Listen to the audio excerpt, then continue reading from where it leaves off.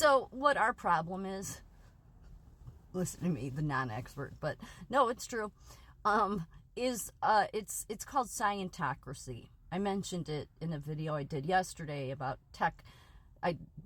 technocracy. Well, there's Scientocracy. And the origins go back to like the Normans and even the church to some extent. And really it's creating this, this system and rules. And so I'm not advocating no rules, but the problem is we go into more slavery as time goes on because they dumb us down more.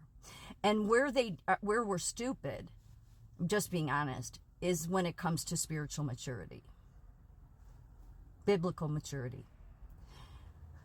That's the problem. That's the one thing they don't want you to tap into, okay? And so there is such thing as Scientocracy. It's the science, and it's the corporate, and it's the government and funding science, and everybody's dependent on it now.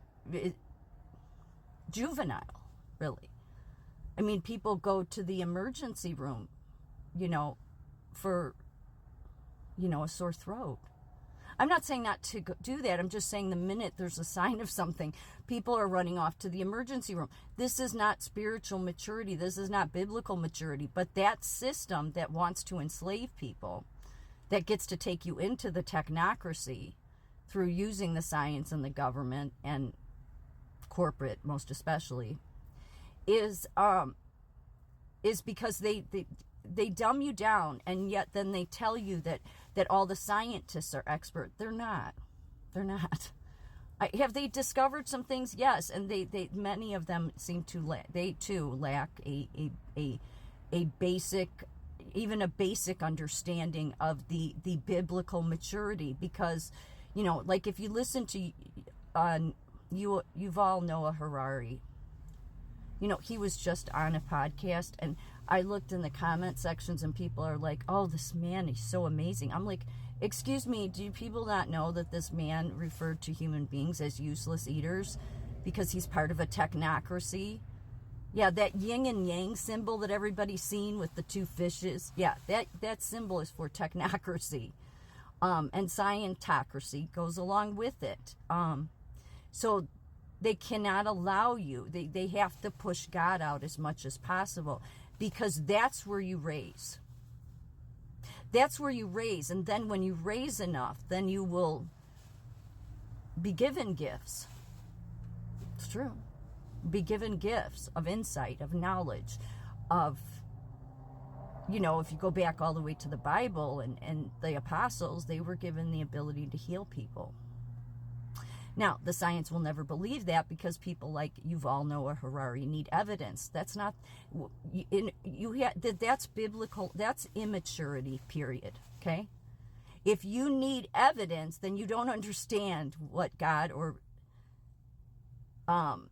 is not here to perform for Yuval Noah Harari. Yet he likes to say that every painting ever drawn of Jesus is wrong. How does he know that? He says, well, because there's no written form of what Jesus looked like. But that doesn't mean those pictures aren't right. But see, it's that immaturity, not realizing that when it comes to the Bible, that's a different level. I'm really not trying to be snotty about it. I mean, maybe I am a little bit. Just because that side's always so snotty and, oh, we know better. Well, you don't. You don't. And this is one area where I know rather well. I'm no theologian, but again, I've walked the walk. I'm no a saint. I'm not perfect. I'm always asking God for forgiveness because I just mess up so much. But I keep getting up and I keep trying. And this is where we have failed. Is this the obsession and worshiping of science? God is not happy with that. It's not that God doesn't want science. It's that science has managed to separate people, corporate has, and then technology is a result of science. I mean, any scientist will tell you that what science does, then technology creates into technology. And so if you don't want to go into your digital gulag, You have to spiritually mature. Like literally though, you have to do it. I would suggest going to YouTube and listening to this. This is the podcast on the origins of Scientocracy. If you go and listen about Scientocracy from the experts, from the scientists, they give you that skewed vision in some parts, okay? They admit that when the government started funding science in America, that's when the peer-reviewed have never meant anything. Because they're based on when are you going to get your next grant. And if you want your next grant, then you have to give the government, the corporation really, it's the corporation at the top. You have to give the corporation what it wants because it needs to sell. Yeah. So that changes this whole idea of proof and evidence. But you listen to Yuval Noah Harari talk about AI, and and he says what a danger it is, and how AI's taken us into this angry world. Yes, it has, hasn't it? Yes, but the science, the great technology people will tell you it's done, all the wealthy will tell you how it's done good things. Yeah, I would bet that in God's list that the AI has done more harm than good. So did it serve humanity? No. Because it just makes you lazy, which is exactly what the Noah Yuval Hararis are all about. In fact, I had put in the comment section, I'm like, do people not realize that this is not a wise person? I'm not trying to be mean to him. I have been in the past. I'm not at this point. He's not a wise person. I think in order to be a wise person, it's not about how much academia you have. It's how spiritually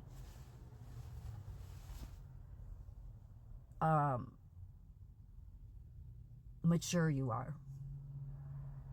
Because what happens with the science over and over again, the science itself will admit this when talking about Scientocracy, is that yes, we do things and then we don't think about what the outcomes of those things, like especially with technology, what the outcomes will be, and then because it's dangerous to you, then we have to come along and we have to give you a fix for it so we can protect you. So when you look to science to protect you, and we showed how immature we were in 2020, we did, the majority, and even on this podcast, they'll say near the end, because they're talking about how people truly, if you want to break out of your invisible cages and truly, truly know a new freedom, truly, not some fake phony thing where you just tell yourself everything's great every day. No, it has to be honest, it has to be, real, it has to be looking in oneself, but truly, if you want to break free from that, it means spiritual maturity, and the science will never, nor technology will take you there. God won't allow it. God gave you the path. Jesus gave you the path. I mean, you got to get on the path. Let's just at least say that. And everybody wants the quick fix. Oh, science is going to get me to God. Science has just wanted to take God's place. And that's the reason why in 2020, everybody was afraid to come out of their houses, because they had been so dumbed down. They were convinced that a virus was going to kill them, when really it hurt the elderly the most, like many viruses do. But that's how easily they manipulated everyone. So that shows a lack, and I think that's why there's the people that were able to recognize what was no, this is wrong. If you notice, they tend to be people that have a spiritual relationship with God, that at least believe in God, and it depends on where you are on that journey with God. Let's say, if you've just been not believing in God, you may have sensed something's not right here. But if you had a long relationship with God, then you knew, because God was showing you what they're doing. And I can't explain that, because no matter how much the science wants, evidence for that, when it comes to God, that's a different road. You have to be spiritually mature. Yuval Noah Harari, these people at the World Economic Forum, all the experts, they're not spiritually mature. Go listen to this. It's on YouTube for free. Fascinating. Scientocracy. That's where they're trying to take us, is into enslavement. If you want out, go listen.